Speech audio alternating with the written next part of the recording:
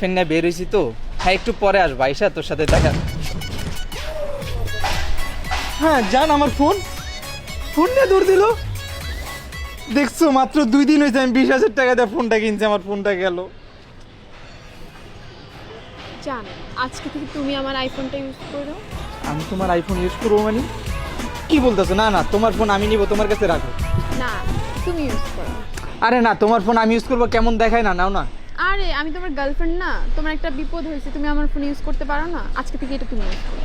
আরে আমি যদি তোমার আইফোন ইউজ করি, তুমি কি ইউজ করবো বলো? আরে আমাকে পাপা বলছে একটা আইফোন 15 কিনে দেবে, সেটা না হয় আমি কালকে নিয়ে নেব।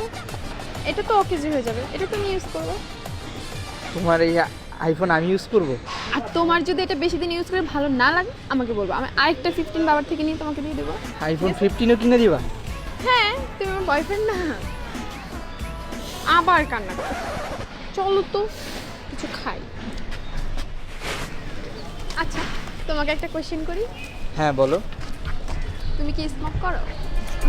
মানে স্মোক করি আর কি, মাঝে মধ্যে। কেন করো? কেন করি সেটা তো বলতে পারবো না আর কি, ভালো লাগে এই আর কি। কিন্তু তুমি যদি চাও আমি আজকে থেকে বাদ দিয়ে দিব, আর করবো না। শুনো, এসব মিথ্যা কথা আমাকে বলবা না, কখনোই ছাড়তে পারবে না, এটা তোমার অনেক পুরনো একটা হ্যাবিট, কিভাবে ছাড়বা? সেটাও তো। আচ্ছা, তুমি স্মোক করো তাতে আমার কোনো প্রবলেম নেই, কিন্তু তুমি কোন ব্র্যান্ডের স্মোক করো? মানে সিগারেট বেনসন। Benson? আচ্ছা চলো, কোথায়? এই একটু সামনে চলো। জানো, আমার কত দিনের স্বপ্ন ছিল গার্লফ্রেন্ডের হাতে এইভাবে সিগারেট খাবো। তুমি আমার সেই স্বপ্নটা পূরণ করে দিলা।